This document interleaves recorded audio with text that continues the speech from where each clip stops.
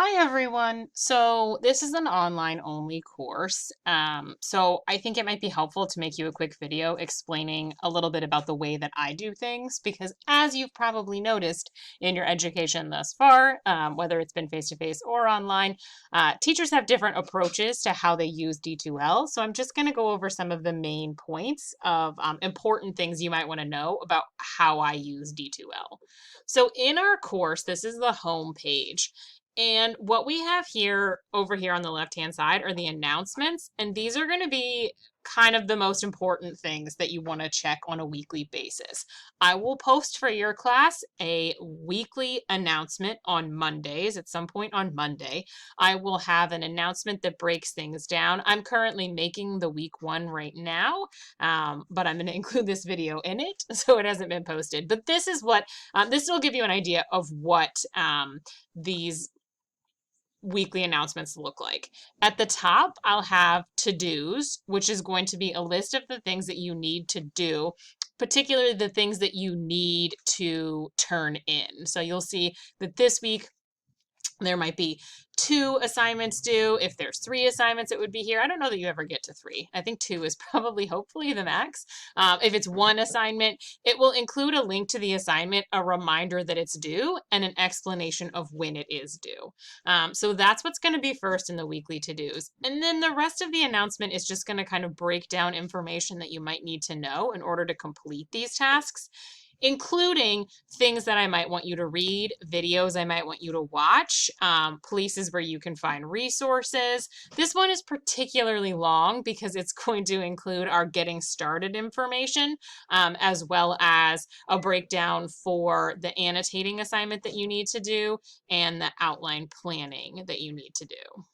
So this will be a place where I will pull out the specific readings that I think will be helpful, where I will pull out all of the specific guides or instructions or samples I want you to look at. Obviously, you can still use the content section.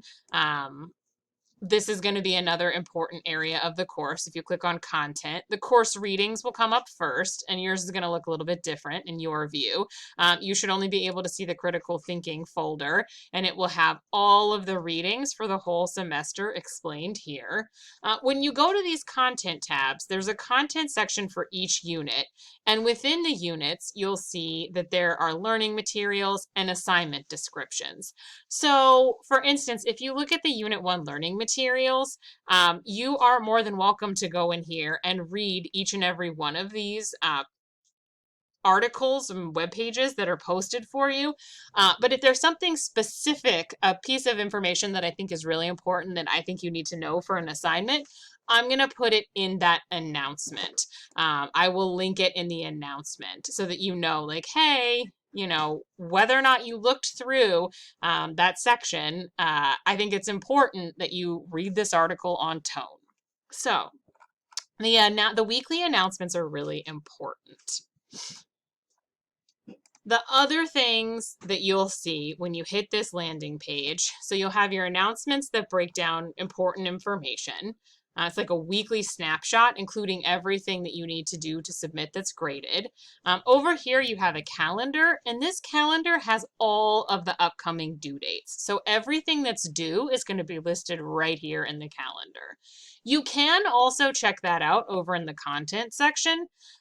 If you look under Getting Started, and the English 101 schedule, the 10-week schedule is available to you. And you can see that here we are in week 1, and this assignment is due on Wednesday. This assignment is due on Sunday. So there is also in this schedule a breakdown. Same deal with the reading. You can see that all of these things are listed as reading, but I've pulled out a couple specific ones that I really want you to focus on in the announcement itself. The ones that I think that you're going to need in order to complete the upcoming assignments on Wednesday and Sunday.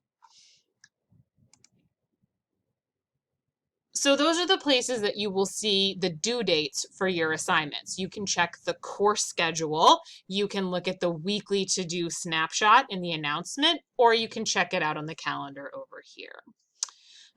If you haven't had a chance to go through the Getting Started policies yet, I will just give a quick reminder that over here you'll see these things. You will get reminders when they are past due, I believe.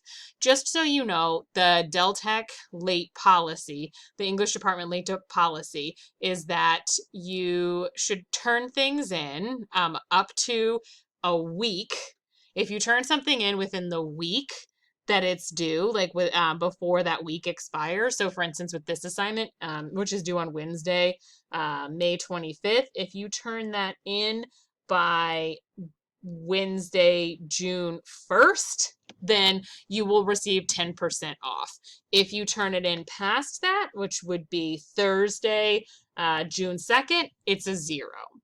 If something's going on in your life and you need more time or something's happening or you're having technology issues, please reach out and talk to me. I can certainly work with you on a one-on-one basis to deal with that late policy if something's going on in your life.